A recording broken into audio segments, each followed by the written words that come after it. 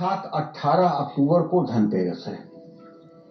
धनतेरस पर कारोबारी तिजोरी, तराजू, बही खाता, कलम,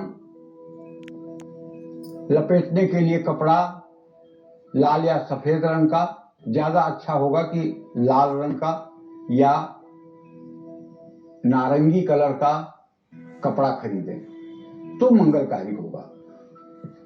व्यवसायी धनतेरस पर जो भी खरीद कर लाएं उसमें लक्ष्मी गणेश की पूजा के बाद अपने कार्य क्षेत्र के उत्तर पूर्व दिशा में कुछ समय के लिए स्थापित करें। कनकधारा स्त्रोत का पाठ कार्य क्षेत्र में करें। जानते हैं, मैं आपको अनुभव बता रहा हूं। कथा तो यह है कि 7 साल की उम्र थी आद्य जगत गुरु शंकराचार्य की और उन्हें बहुत तेजी से भूख लगी थी। तो एक नदी के किनारे एक बुढ़िया की झोपड़ी थी, वहां गए। बुढ़िया से बोले, मां मुझे कुछ खाने के लिए दे। तो बुढ़िया ने कहा, बेटा मेरे पास तो कुछ नहीं है, एक यही आंवले का फल है, तू खाना चाहे तो खा ले।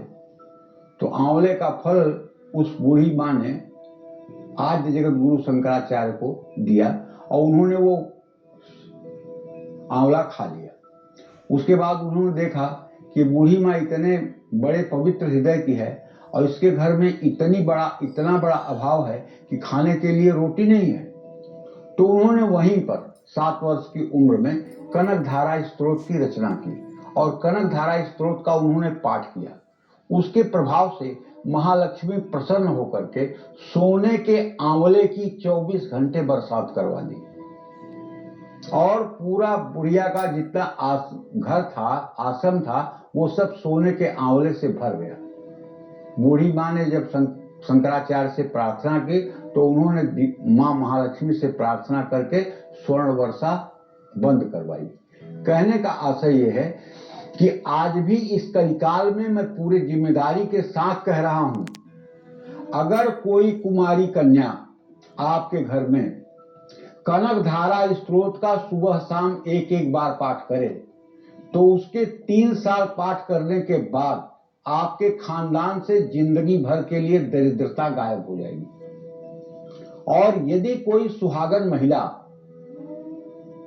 कनकधारा स्त्रोत का सुबह शाम 3 वर्षों तक पाठ करे तो उसके घर में धन वैभव की कभी कमी नहीं होगी।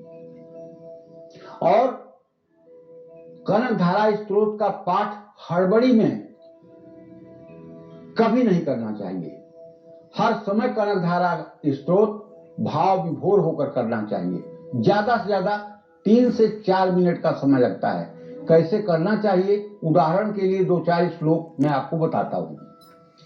अंगम हरे पुलक भूषणमाश्रयन्तीं भृंगांगनेव मुकुलाभरणं तमालम् अंगीकृताखिल विभूतिर्पांगलीला मांगल्य दास्तु मम मंगलमेव देवताया मुग्धा मुहुर्विदधति वदने मुरारे प्रेमत्रपा प्रणिहितानि गतागतानि मालादृशोर्मधुकरीव महोत्पलेया सा मे श्रियं दिशतु सागर संभवाया विश्वामरेन्द्र पदविभ्रमदान दक्ष मानंद हेतुरधिकं मुरवी दिशोऽपि ईशन्निषीदतु मयि क्षणमे क्षणार्धं मिन्दीवरोदर सहोदर मिन्दिराया आमीलिताक्षमधिगम्य मुदा मुकुन्द मानंद कंद मणिमेष मनंग तंत्रम आके कर स्थित करनिक पक्ष्वनेत्रम भूते भवेन मम भुजंग सयांगनाया